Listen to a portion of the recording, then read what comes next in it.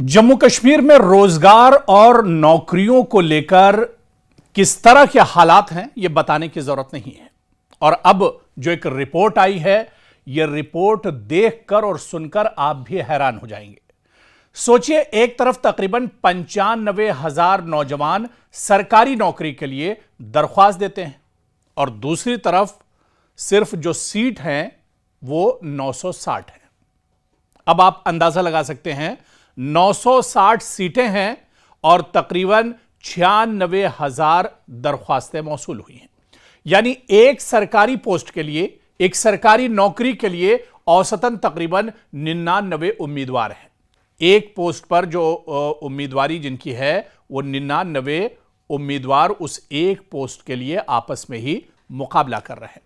और यह सिर्फ कोई आदादोशुमार नहीं है, बल्कि जम्मू कश्मीर के नौजवानों की मुलाजमत और मुस्तकबिल के हवाले से बढ़ती हुई बेचैनी की दरअसल एक तस्वीर है, एक मिसाल है। Jammu Kashmir public service commission यानी JKPSC के लिए साल 2025-26 के आदादोशुमार ने सरकारी मुलाजमत के लिए बढ़ती हुई जो मुकाबला है, मुसाबकत है, या इसकी दौड़ है, उसको एक बार फिर सामने ला दिया है। कमीशन को 960 पोस्टों के लिए 94,546 दरख्वास्तें मौसूल हुई। लेकिन इस कहानी को सिर्फ यह कहकर खत्म नहीं किया जा सकता है कि नौकरियां कम और उम्मीदवार ज्यादा हैं।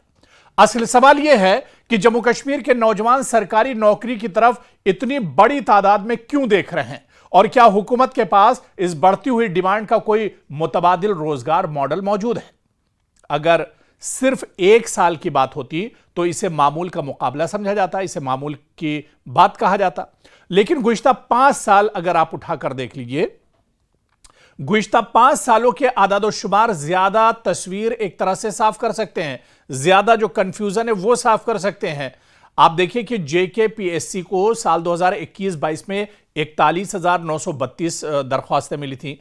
इसी तरह साल 2022-23 में 37,880 दरख्वास्तें मिली थी। साल 2023-24 में 74,465 दरख्वास्तें मिली। इसी तरह से साल 2024-25 में 62,208 दरख्वास्तें मौसूल हुई और अब यानी साल 2025-26 में 94,546 दरख्वास्तें मौसूल हुई। यानी 5 साल में मजमूई तौर पर 3,11,031 दरख्वास्तें कमीशन तक पहुंची।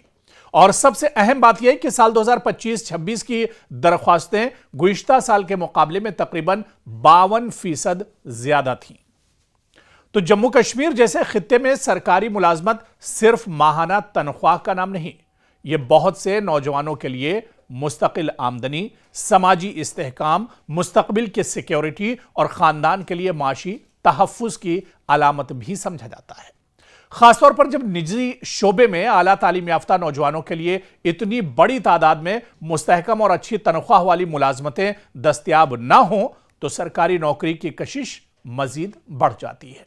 और यही वजह है कि एक महदूद तादाद में असामियों के लिए हजारों नहीं बल्कि दसियों हजार उम्मीदवार मैदान में आ जाते हैं जब जब इस तरह की असामियां होती हैं। और अगर एक पोस्ट के लिए, अब इसे दरअसल थोड़ा सा डिटेल में हमें समझना होगा कि अगर एक पोस्ट के लिए तकरीबन 99 लोग उम्मीदवार हैं तो 98 लोग इस मखसूस सीट पर मुंतखब नहीं होंगे, यह सभी को पता है।